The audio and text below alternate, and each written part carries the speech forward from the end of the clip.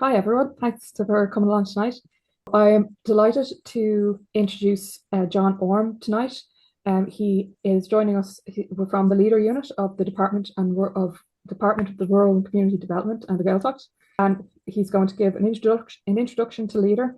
So it should be a really good introduction for anyone who is new to Leader, and hopefully you'll gain some tips and insights, things that you weren't aware of before. And then after that, we'll move on to Liam Breslin, who's here from Leitrim PPN, and he's the Director of Good Energies Alliance Ireland, and he's also on the Leader Evaluation Committee. Hi everyone. So my name's John Orme. I'm in the Department of Rural and Community Development and the Gaeltacht. So thanks for having me here tonight anyway. So the first thing I was just going to talk through is just a brief slide on what our department is. So we're the Department of Rural and Community Development and the Gaeltacht. We've offices in Dublin, Ballina, and also in Furbo, County Galway, where the Gaeltacht function is mostly. The Leader Unit is based in Ballina, County Mayo, and our main minister is Derek Leary. He's the Minister for Rural and Community Development in the Gaeltacht. And then we also have a Minister of State, Jerry Buttermer, and he has a responsibility for community development and charities. So that's the department. And then just to kind of talk through first, like, what is Leader? And I suppose in very simple terms, Leader gives out grant funding to suitable and worthwhile projects across the country in rural areas, but in a bit more detail here. Leader is co-funded by the EU through the European Agricultural Fund for Rural Development as part of Ireland's CAP strategic plan. So I guess the co-funding part there just means that part of the money for Leader comes from the EU, and then the other part comes from the Irish Exchequer. The allocation for the programme, so the current programme period runs from 23 to 2027. That's the Leader programme that we're in at the minute. And the allocation for that period is 180 million. And so the way it works is that the funding, the 180 million, is allocated out to LAGs, and I'll come back and explain a bit about what LAGs are in a minute, in each Leader area, and I'll come back to those as well to explain them a little bit, at the outset of the programme to allow them to manage their budget. So basically, our department allocates the money out to each area, and then each area has the flexibility, has flexibility within a set of rules regarding what projects it funds in its area. So funding is provided, the department provides funding for both project activity and then administration and animation activities. So basically 75% of the funding that's given out by the departments, that budget is for grants to projects. And then the other 25% is for LAGs, administration and animation costs is the way we describe it. And I guess the animation and admin, it's for the local action groups or LAGs in each area to go out and kind of engage with prospective applicants to kind of develop worthwhile applications so that worthwhile projects apply and are funded through Leader. And then the administration, well, that's part of that as well. But then when the applications come in, they're assessed and evaluated and so on. And then there's checks along the way just to see that the money is spent appropriately on worthwhile projects. So that's kind of a little bit of a run through there of one aspect of it. The next slide kind of talks a bit about the delivery structure. So it kind of explains it from another angle. So I had mentioned earlier that Leader funding came under the CAP strategic plan. And when you think about CAP, you think about the Department of Agriculture. So for Leader, the Department of Agriculture is still the managing authority. Our department here is the paying agent. And it's when you get down to this lower half of the slide here that you kind of get into the local action groups, which are the key body kind of for delivery of Leader across the country. So there's two types of local action groups that you can have depending on what county that you're in. You can have a local action group that's led by a local development company, so an LDC-led local action group, or you could have a slightly different type where the local action group is led by the LCGC, the Local Community Development Committee, with the local development company as the implementing partner.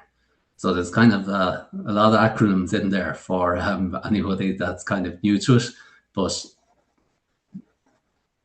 it's depending on what area you're in. You can have a lag that's led by your local development company, or you could have your lag that's led by your LCGC with the local development company as an implementing partner. So I'll be kind of coming back to that when I get to another slide as well. So just to talk about lags here for a minute, the local action groups. So we'd say lags are the key body in the leader delivery model, and their membership consists of representatives from public and private kind of local interests in your area.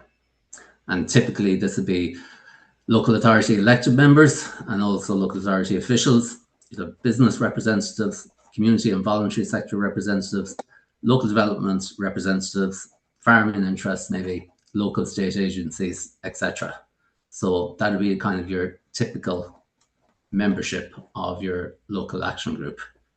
And then, well, maybe not underneath, but each lag has at least one evaluation committee to assess and evaluate applications. And then the evaluation committee makes recommendations to the lag regarding the projects.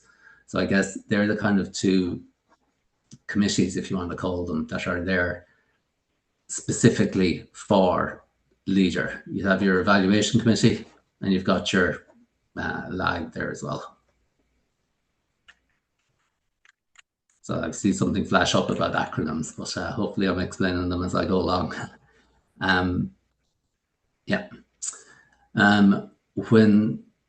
And this is just explaining a bit about lags in each area. So I said that it can be varied depending on what county or what area you're in within the country. Across the country, there's 28 sub-regional areas, is what we call them. They're generally aligned to administrative county boundaries, and the exceptions are in counties Cork and Dublin. And all areas of the country are covered by leader, except for the 5 main cities of Dublin, Cork, Limerick, Waterford and Galway.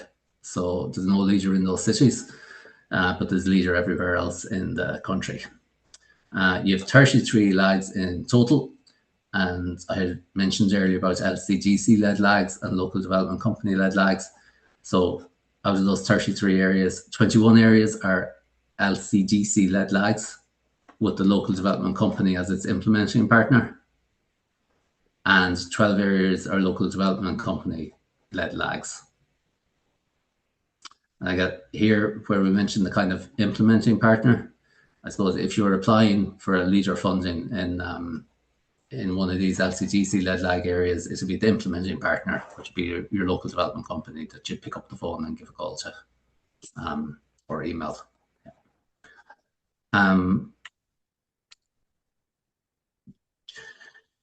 Jumping ahead here, when I'm not jumping ahead, just moving on to a different way of looking at it. The current leader program that we're in is 23 to 2027. And this gives the teams and sub-teams that are within the kind of leader, the types of things that it funds. So you've got 3 main teams here with lots of sub-teams underneath them. This team here is economic development and job creation. So you've got green economy, agricultural diversification, rural tourism, enterprise development, rural food production, community and cooperative enterprises. I suppose one of the main things to remember about leader, because it's probably different to a lot of other grant programs, at least within our department, as well as funding community groups, it would also fund businesses. So you'd have rural tourism, you could have glamping pods, agricultural diversification, you could have, I suppose there'd be some farm tours, stuff like that. You'd have people developing egg vending machines, different things, not primary agriculture, but something when you're getting into the kind of agricultural diversification side of things. So here, this theme here was like economic development, so enterprises, that type of thing. Over here, you've got rural infrastructure and social inclusion, this theme. So this would be more for if you had, I don't know, some community facilities that are walkways, maybe sports facilities, different things like that. More for where the project applicant would be a community group or something like that. And then here, Team 3 is more related to the environment, climate change, mitigation, adaptation, and so on. So in some cases, you have overlap as you move between the 3 themes and all the different sub-themes, but that is, they're the themes there. And at the outset of the programme, in each area, the LAG puts in place a local development strategy. And within that, it would kind of earmark indicative parts of its allocation for all of these sub-themes along the way. So there would be a plan in place regarding how much money will be used for projects in each of these type of sub-themes. And that can change along the way, but there's a plan in place at the beginning, and it evolves as things go on. This is the rates of aid, which is kind of a useful slide to look at. It explains the rates of aid, but also kind of gives a flavour of the different type of applications that you can have. There's types of projects is here. You can have community projects not involving economic activity. In that case, the applicants would be a community group. The maximum rate of aid would be that they could get under Leitrim would be 75%, and the other 25 would have to come from somewhere else, either the community groups or own resources or something like that. Maximum funding there is €500,000. There's community groups involving economic activity. That is the same, apart from the maximum amount you could get there is 200 grand. So that, I guess you could think of like a community cafe or something like that. Whereas up here, not involving any economic activity, might be I don't know, a walkway or a facility, infrastructure where there's no charge for using it or anything like that. Down here, you're getting into the kind of investments and stuff like that. You could have a private company, a community company, or sorry, not private company or community group, and there's different rates of aid and different amounts of maximum funding. And yeah, these are analysis and development and training could be also types of projects that would happen. So it's kind of just, it gives the flavour that you can, under Leitrim, you can have community groups applying, but you can also have private businesses applying. Example would be, I don't know, glamping pods, kind of tourism projects, farm diversification. There's a huge mix of projects when you kind of go through it.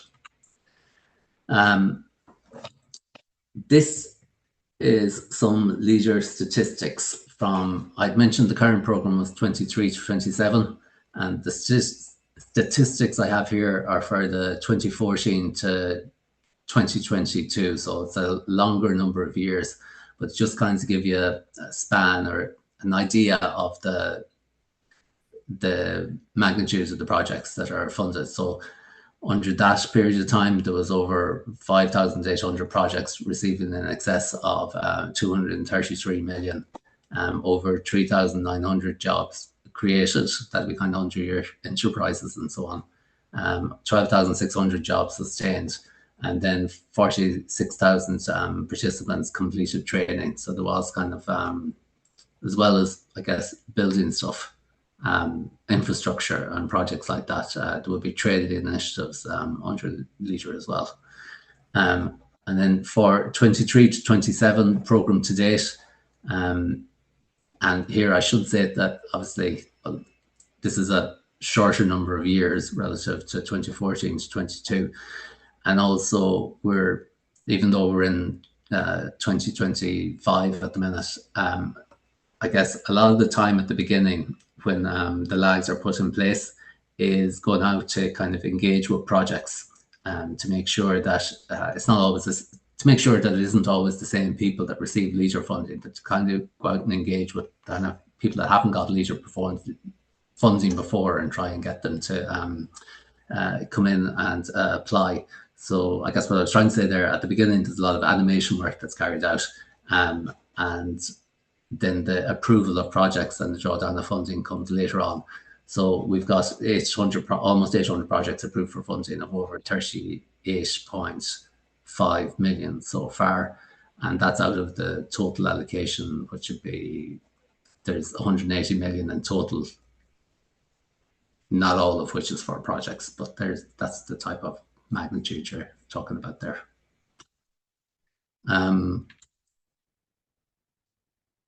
Moving on, just to kind of talk about the eligibility of things under Leader. So I mentioned kind of like LAGs and the evaluation committee and projects coming in and the LAGs deciding how they would spend their money. And the LAG is responsible for selecting and awarding Leader funding to projects within their area. But the projects must be aligned with the objectives that's in the local development strategy of the LAG. So in each Leader area, there'll be a local development strategy, and there's various things about the sub-themes and sub-themes within it. So if you're approving a project, it has to align with the local development strategy that the LAG has in its area.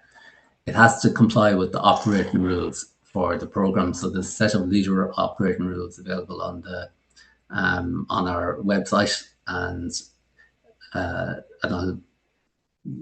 it lists certain things that are ineligible, and I'll talk about those in a minute. If the project is related to heritage project, it must comply with Leader heritage guidelines, which really is us signposting projects towards heritage guidelines that are already there. But we say if you're spending Leader money on doing up a heritage project, it needs to be done properly, and the procurement process needs to be followed. So I guess that's generally if you're receiving grant funding for, well, not generally, if you're receiving grant funding, for public money, procurement needs to be completed, and LAGs to their implementing partner, if applicable, are the first point of contact for if you're applying for funding. I had mentioned that operating rules cover the kind of what's eligible and what's not eligible, but kind of in general, many community projects are eligible, okay? And there's many examples of small rural businesses that are funded. Primary agriculture is ineligible itself. This would be kind of what you think is, normal agriculture, but farm diversification is eligible. So once you start to think about that split, it makes sense. Conventional retail and kind of vehicles are usually ineligible. We can't say conventional retail because things like, I don't know, farm shops, or if somebody was selling something that was not the normal kind of conventional thing, that might be eligible. And if somebody was sitting on one of these committees, we'd say it's important to consult the operating rules and important to refer back to the local development strategy, just so you know what you're kind of approving is allowed under the Leader programme. This is, sometimes we kind of talk about what's ineligible, but here's an example of the project or applicant categories that are eligible. And there's a broad variety of like enterprises and community groups. And these are just kind of like sample things: community centres, small to medium enterprise sports, sports and recreation facilities. Look, there's a list of things there, and I won't talk through them all, but there's quite a diverse spread of things that can be funded through the Leader programme. But then then this kind of word cloud here is another kind of way of viewing the spread of projects that can be funded under the Leader programme. It's kind of a mix of the themes and sub-themes that we have, and also the types of projects as they're described, as they're funded. Rural is the big one there. It's all across the country, apart from the 5 main cities. You've got tourism. Enterprises are also funded, as well as community groups. Development of rural areas, the social aspect, community infrastructure. It's about sustainable development, you've got diversification, which could be farm diversification or anything, community, climate, infrastructure adaptation. And I guess that's just another way that we try to convey the spread of projects that can be funded under LEADER there. And so sometimes it's kind of useful to just kind of talk through the application process, just for, well, if people were applying, it was interesting, but also if people were thinking about sitting on one of the committees, I guess they'd see where this actually fit into the scheme of things. So if you were in a particular county, if you'd be engaging with the lag in your area, the first step will be making an expression of interest. That's what it says on the 10. I suppose it's expressing an interest without having to do a full application. You'd move on then to completing the full application, or not, depending on how you get on. The evaluation committee then will be reviewing and recommends approval or not on the grant amount or not. The lag then kind of consider the application and make the decision on the approval. The contract would issue, then the applicant would carry out the work, and then they draw down the funding and be paid the grants in either full or phased payments. And then an important thing here, well, for the project and for us, is that it has to operate as funded for 5 years following the final payment. And the project can be inspected prior to payments or up to 5 years post payments. And I guess we kind of try to emphasize that a bit, because I suppose once you, it's public money and it's a grant funding. So once you've received your money and built your project, whether it's community or private, you have to operate as funded for 5 years. You can't just, I don't know, sell it all the next day or something like that. So that's kind of a run through there. We mentioned kind of applications. Depending, some areas would have like rolling calls for applications. Sometimes areas would have like targeted calls for different things and stuff like that. So I guess that's, sometimes you might have different evaluation committees depending on what the targeted calls is. So there's a lot of kind of variation, well, in each area, as in each area does what is best for their area depending on what they need to do. So that's kind of an overview of it all, but there's variation in each area. I was kind of coming, this is more or less the last slide here when I was talking through it. This is the gov.ie/leader. This is where any other information that you need is available. You've got details on the 23-27 leader program, how to apply. If you clicked on that one there, you get into the, you find out your area and you find out whether it was a local development company led lag or an LCDC led lag, and you'd be able to see where you'd go to apply and so on. These are the operating rules, which is the department's operating rules, which it outlines lots of things regarding the program and probably about the lag and about the evaluation. It mentions the evaluation committee. It mentions what projects are eligible and what projects are ineligible. It also mentions lots of things that you probably wouldn't be too interested in unless you were a lag, but all those details are there. There is information here in grant aid, information leaders, local development strategies. Hang on, sorry, hang on. Down here at the bottom, these are the examples, not the examples. These are all the projects that have been funded from 2014 up to 2023 there. So in each county, in each area, you'll be able to see the different projects that are funded, which gives a good flavour of the type of things that can be done. And then CAP Network Ireland and the EU CAP Network, they are, what are they? They are bodies that are in place to disseminate information regarding the CAP strategic, the Common Agricultural Policy, to publicise it and disseminate information. And because Leader is kind of under CAP, they also disseminate information about Leader. So they're also there on the website. But I guess it's probably the the top ones here in the Leisure funded projects that are the most interesting if you were looking for more information. I had questions here, but I think Catherine was going to save all the questions to the end.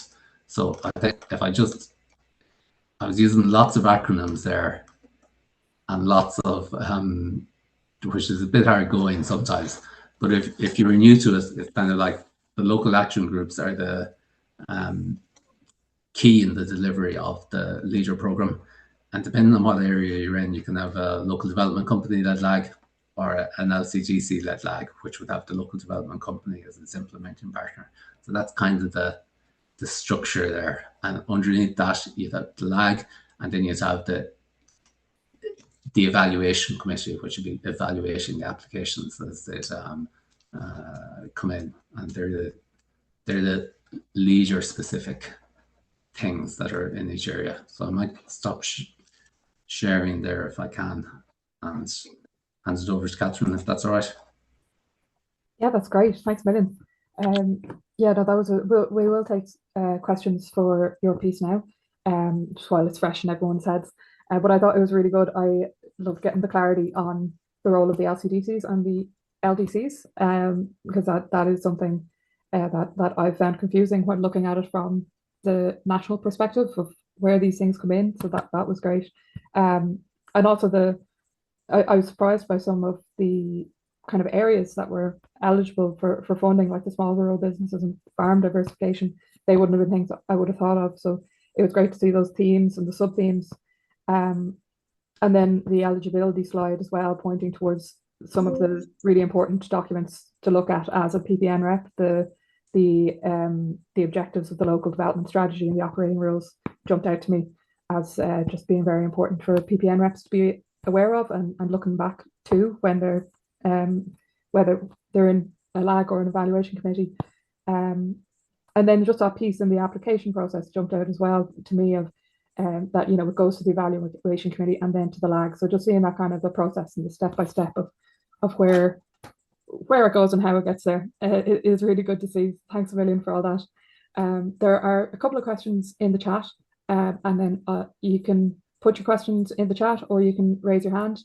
If you're able to use the little raise hand reaction, that would be great because that makes sure I can see you. If not, I will do my best to see you in your video.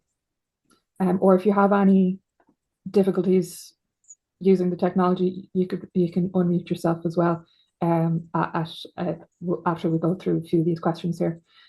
So the first question, Dublin City in this context is only the city. So are the county areas around it eligible? So South Dublin County, Fingal and DLR? So we call it Dublin Rural. So it is just the city that is ineligible. So Dublin, some parts of Dublin County are eligible. It's called a Dublin Rural, and I'd have to break out a map, which is available if you were to be. Yeah, Dublin Rural is eligible. So, yeah. Okay, great. Yeah, it's not as simple as the district lines, but yeah, I actually, now that you say it, I think I have seen that map somewhere. And there is quite a chunk of Dublin that is eligible, but as I said, yeah, just have a look at the map. So I think it's a Fingal Leader partnership that would be covering all of the Dublin rural area.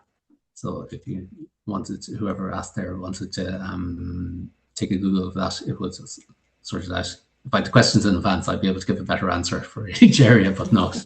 No problem. Yeah. Okay, great. And then the final question in the chat here, the second final. And then, so there's two questions here, and then we'll come to Maria. So Brian's asking, was 150,000 the maximum last year, and has it increased to 200,000? Oh, I'd have to... Putting me on the spot. Yeah, it is putting me on the spot. I had... well, I've got 200,000 for the 200,000 for the community projects involved in economic activity there. 150 doesn't ring a bell. I suppose if the question was was 150 under the old programme. I wasn't around for the old programme, so I'd have to check that there to answer it properly. Sorry, I'm not able to give a better answer to that one.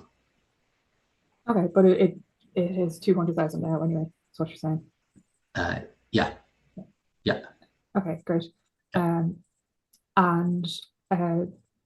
go with Michael's question here. Can projects on biodiversity be funded under LEADER, and if so, under which heading? They can. And if I was like, it probably kind of depends. I'm going back to the slide with the themes. So you've got okay, well, you've got theme number. Okay, well, you've got the economic development and job creation one. So I guess if it was something, if there was an economic aspect to it, where it's a private enterprise or something that's doing something on that, then you've got under that theme number 1, economic development and job creation, you'd have like the green economy. It probably wasn't agricultural diversification there, unless it was. And then over on the other side, you've got theme number 3, which was sustainable development, rural environment, and climate change mitigation and adaptation. So that'd be the most one that you'd be kind of looking at there. But that'd be the most one I'd be looking at. But it wouldn't be beyond belief that something on biodiversity might be under another sub-theme as well, depending on, you know, what it was like, you know. Yeah, I imagine with something as cross-cutting as biodiversity, you could work it into any project really, so it could go under a lot of the different themes. Yeah, if you had the farm diversification thing, there was biodiversity. If there was some jobs out of it and stuff like that, then that could be under theme number 1. But it'd still have a biodiversity kind of aspect, you think. Mm-hmm. And theme 3 is the one to look at for more environmentally focused projects. You'd probably look at that one first, I'd say. Yeah. So go to Maria, and then I'll come back to the chat. So over to you, Maria. Yeah, I think John is right in saying that. I thought that was an excellent presentation. I have to come clean and say that I'm involved in Galway Rural Development on the board. I think you're right, the 150,000 was the last round of LEADER. It's 200,000 this time. Okay, thanks. Yeah, and the other thing that I think might be useful is that I would say that generally speaking, people don't recognise lag. They recognise what might be Galway Rural Development or Clare Rural Development or Donegal Rural Development. Do you know what I'm saying? That it doesn't very often go to the public as a lag. Well, we all understand what lag is. It doesn't. John, wouldn't that be the case? Yeah, that'd be true. And I suppose even when I was I'm not going to start talking about lags again, but you'll have to put up with me. I suppose no matter what model you have, the local development company is there either as the lag themselves or they're the implementing partner. So they're first point of contact under either model for any member of the public that comes along.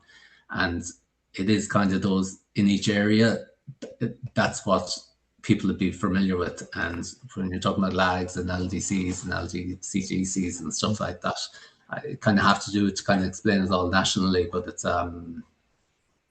it's tough going to explain it in that way. Yeah. So it is the local development companies that people identify with. Yeah. would hear most often and identify with. Yeah. Okay, thanks.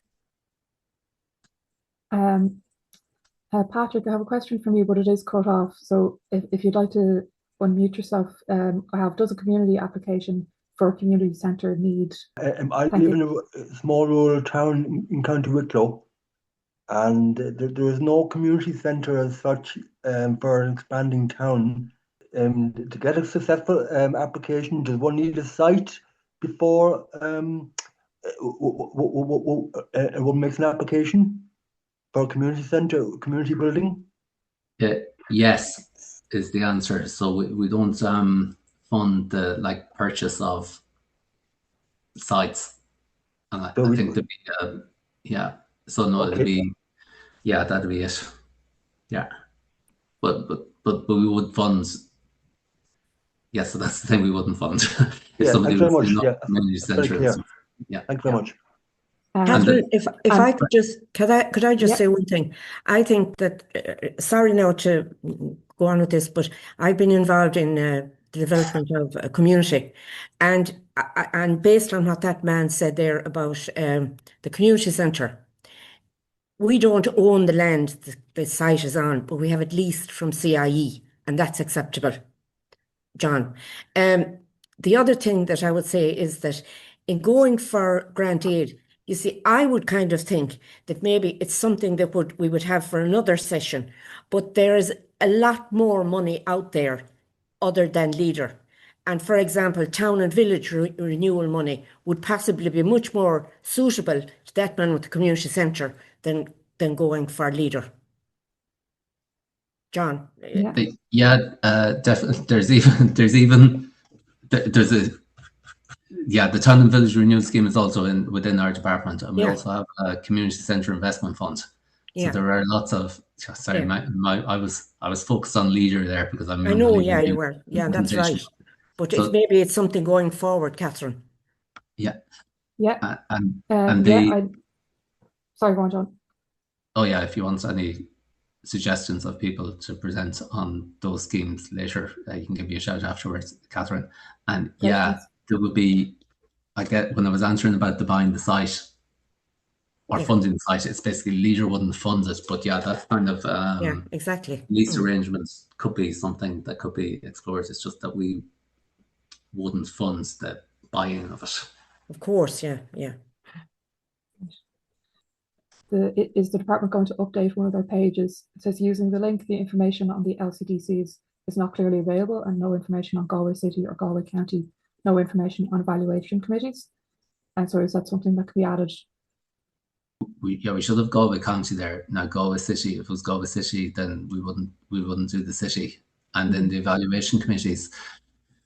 Yeah, we mentioned a line or two about that the LAG has to have at least one evaluation committee, but we don't. I suppose we don't go into detail about that level of detail about the evaluation committee in each area, because it's like the LAG is there and they're the ones, the LAG or the local development company are the ones that are carrying out the work. So I don't think we plan on putting up information on the evaluation committees, because they're just they're the evaluation committee that's there underneath the LAG. But we should have the information up there in Galway County, and then you can send it to me afterwards, and whatever is wrong, we'll fix it up. Thanks for highlighting whoever that was. That was Lorraine, and I see you have your hand up there as well. Do you want to add anything to that? Sorry, I was just going to ask you, John. To be honest, some of this is a bit of a pet peeve of mine, because there's a lack of transparency with some of this, and particularly in rural areas. There are some rural groups who have little or no faith in the way some of these schemes are being operated, because there's a lack of transparency. And there's actually people sometimes on the evaluation committees who have links with some of the projects, and we're not seeing a clear implementation of conflict of interest policies and other things like that, declarations at the beginning. So there is real concerns. Like, I do know that for some of us, we have reported concerns, not to your department, but to the Department of Public Expenditure and Reform, because it would appear to be breaking state rules. So I wanted to know what the situation was with the evaluation committees, because again, there's a lack of clarity, and it's very concerning for community groups who just want a fair shake and a fair chance to get access to funding without having to know somebody. So I do think there are real concerns, and I do think the department needs to do more, because for those of us working on the ground, we need to restore faith for some of the people, particularly in some of these rural areas. We are definitely feeling it, because we're being told one thing, and in the reality, we don't know what's actually happening. So I know what you're saying about the evaluation committees, but I don't accept it. I think you really need to do something. It's an issue that has to be tackled, and it's not good enough, to be honest. At present, it's not acceptable. Okay, yeah, we do have conflict of interest kind of requirements there, but the ones I'm springing to mind at the minute are for the LAG and the kind of the lags and so on, and I would have to check what we have in place for evaluation committees. Yeah, I might take that one away if that's all right.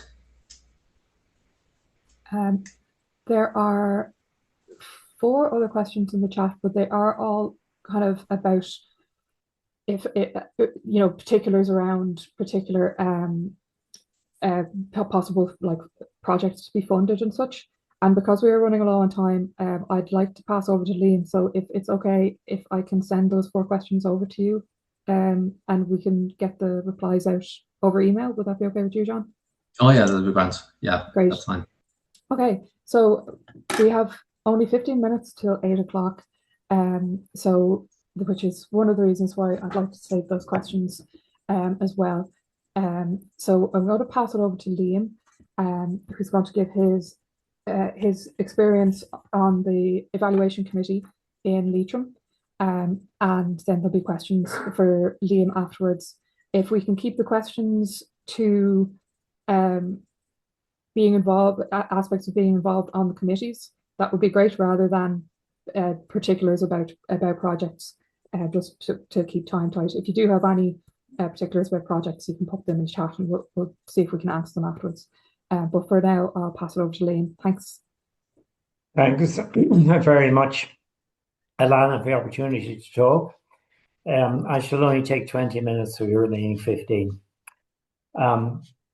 I was listening at first. I will thank John for a clear presentation, and also to tell him to thank. It makes a great difference. I drive around Leitrim almost on a daily basis, and everywhere in the towns, villages, and up the back roads, I see results of leader funding.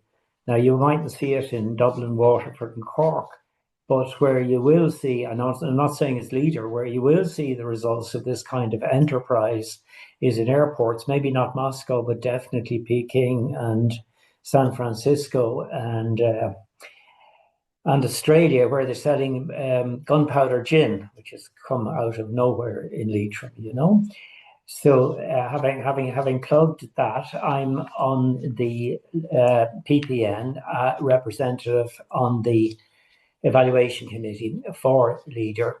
I'm also on the director of the village development company, so to speak, and we've been working with leader for many years, and very satisfactory. So I'll give you as concise as I can just on the facts of the evaluation committee. And as has been pointed out, there's 33 of these in the country. So I can only represent one. I haven't studied the others. I think they're very, very good. I know that in terms of spending money that they have kind of said they would spend, they're about the second in the highest in the country, because they take it very seriously and they do it very effectively. And it may not be the same everywhere else. So the meetings, they're held about every 2 months or so, depending on the volume of applications. And the attendees typically represent, as has been said, representatives from local government, leaders, staff, credit unions, maybe local businesses, tourism industry, officers, other community bodies, and so on, and including the PPN rep, which is there in every case. Now, the first thing on our agenda in the meeting is a declaration of conflict of interest. Everybody has asked that, and we also have one put in on writing on the files. It covers the whole year or whatever we declare our interest as director of this, director of that. And it regularly happens that somebody says, oh, I'm associated with that village and their application for a playing field, and then they kind of step out while that's discussed, and the rest of us discuss the thing in their absence, and they wait for the results afterwards. So the agenda for the meeting then is focused on reviewing and scoring the submitted grant applications which have come from the expression of interest through the thing. The applications have come with detailed supporting documents. They come with the business plans of whatever it is, the proposals, the project proposal in detail, and they come with the leader staff evaluation sheets showing how they have evaluated it against the various criteria that have already been listed, plus the local criteria for our own LCD. You mentioned the LCDC and LAG, and again, I think our PPN has representatives on both of those, as well as the evaluation committee. So anybody who has complaints or worries about it should come to me, or somebody in the PPN, and clarified it. And then there shouldn't be kind of suspicion hanging around. So we then evaluate the procedure for each project is that the application is reviewed and presented by the leader official as they see it. And I should say at this stage, they have been really through the mill, so that they're kind of pretty well the final product when they get to us. And there's any little snags, like not having a lease or not having this piece of paper written or not having cleared from heritage, is already kind of been looked at, been inspected. So we then assess them against the specific conditions, the call purposes, what the call is for. Is it for sport? Well, it won't be sports because that's excluded to some extent, or what the conditions are, and the general funding, like is there duplication or are they going to put people out of business or whatever. So we then score them. We ask questions of the staff who presented it. We score the applications using a detailed point sheet. So everybody gets the same sheet and we do it. And the scoring always includes an environmental impact and the sustainability aspect. So they get their points in there. The applications scoring below a certain threshold don't pass. They're gone. They're out. So the results then and the decision making, the evaluation committee scores become, quote, recommendations for the LAG, the local action group. And it's actually they who kind of review our recommendations, and then they approve them, or they disapprove them, reject them, or they look for further information or assistance. So that's their job. The types of proposals you've been reviewed, you've seen some of them mentioned already, like just off the top of my head, like there's walks and trails for development, renovation of premises, like the premises could be, as I said, the local community centre or some such. Upgrades and new equipment, again, sports people could facilitate that, could take advantage of that. New facilities or lighting installations and so on. And the projects, as was said, could be commercial slightly or community focused. So that's the kind of thing. So that's the procedures, if that's clear enough, and then ask my questions to clarify anything there. So I would like to mention the attitude of the leader staff here is entirely respectful and open to comments. The staff note and act on every bit of feedback or comment that we make during these meetings. Like projects can be held up while they get us a paper or a question or an amendment and so on. And they are communicated to the applicants and the LAG, the LAG, for either action or consideration or whatever. So that's now I can't extend that to the other 32 LAGs, but I would like to. Now, so notes on the environment then, because we are an environmental group here and the environmental representation. I don't see myself, and I'm not a leading light by any means, directly, there are no directly damaging proposals would get as far as us, because if there's something wrong with them, somebody wants to frack somewhere, that's knocked out a long time before. So the proposals are fairly clear-cut by the time they get to us. So they've been through banks giving the exact amount of money, business plans giving the exact amount of money. So they're fairly, that doesn't mean we can't change it, but we wouldn't say, look, let's paint that green instead of yellow or something and cause the whole hole.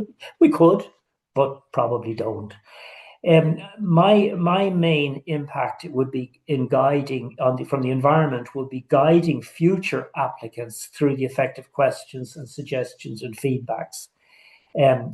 For instance, I would ask about particular things, and having asked about those, anybody who applies in the future to the staff will say to them, well, when that goes to the evaluation committee, they're going to ask about, and they would suggest they better have a good answer.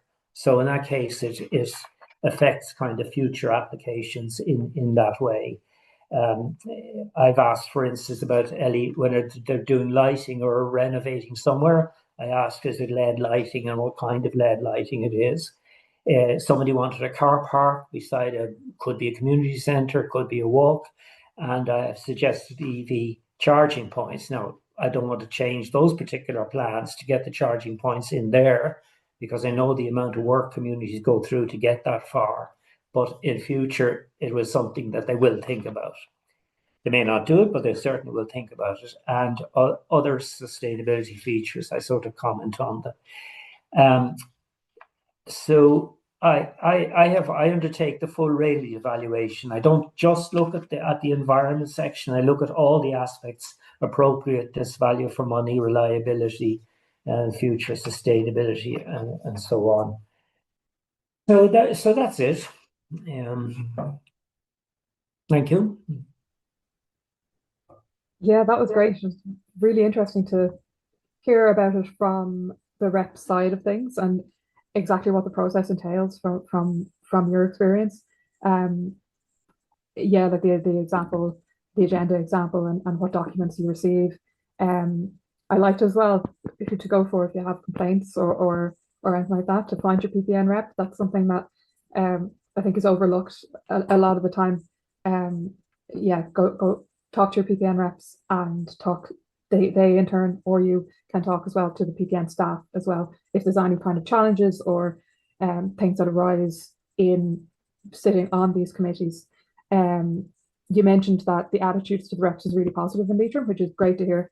In general, as kind of general advice for any reps, you have as much right to be there as any of the other people sitting on the committees.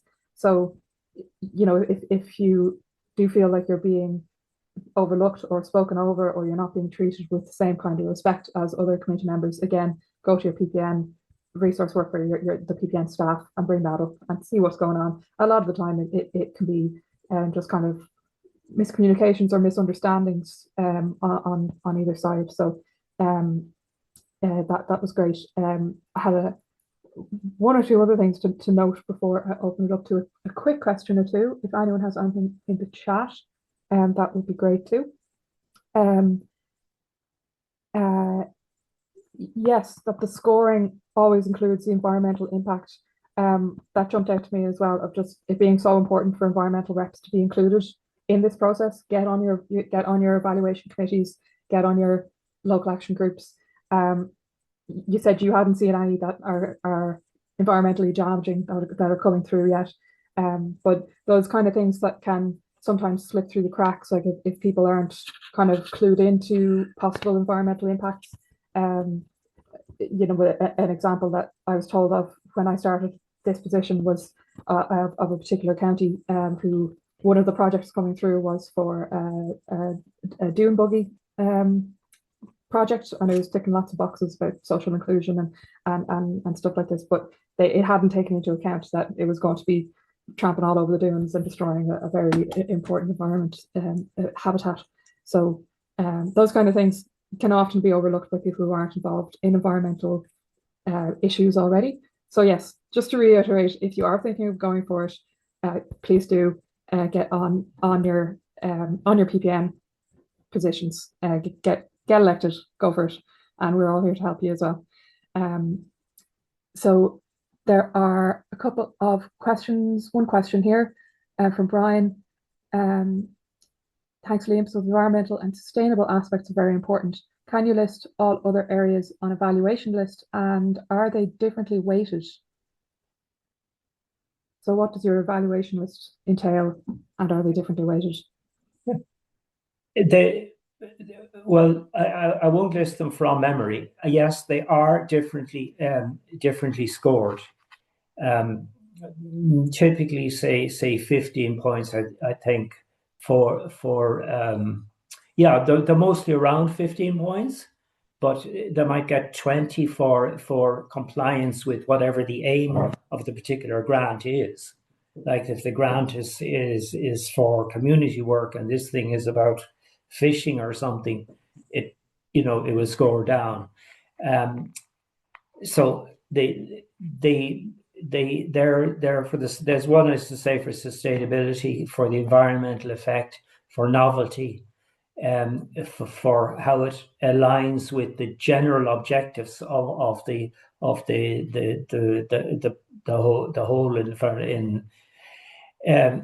whole program that it's with, and the particular objectives that it did, whether the people who are doing it are going to have the competence to do it and are going to do it for years, for the length of time it takes. Are they able to do what they're proposing? Do they have the financial backing? Do they have experience of it? So that's another point. And there's other points like are they going to put somebody else out of business? Is there competition for this? So there's quite a number of there's a set of past tests like that, yes or no, and I didn't mention that. So there'll be about 9 questions, and it goes out if it fails that, and then it's scored. And yes, they are. And if you want to come back to me, I'll give you the precise list. But it could vary from grant to grant, and from evaluation scene to evaluation scene. I also mentioned that and everybody should demand it. I got great respect in one case, and I queried something to do with a car park or something, and they said, no, that's quite all right. It's gone through planning permission, and I said, no, I don't accept the planning permission. I want it. And they actually sent me the complete planning permission so that I could supervise it. I consider that as great respect. And I think everybody should know that, look, you ask the questions. Thank you. Lovely, thanks. And we've just hit 8 o'clock. So your 20 minutes of the 15 minutes remaining you kept well within it. Thanks a million, everyone. And thank you to John and to Liam for coming along and putting so much work into your jobs on Leader, and also into the presentations tonight. I am considering if there's the interest to have another one of these, you can let me know. If you'd like to even put it in the chat or send me a message now before you leave, if you would like another session focused on Leader, maybe with some more examples from PPN reps and who are sitting on it already. Then I found that they're very useful to hear from reps from across the country.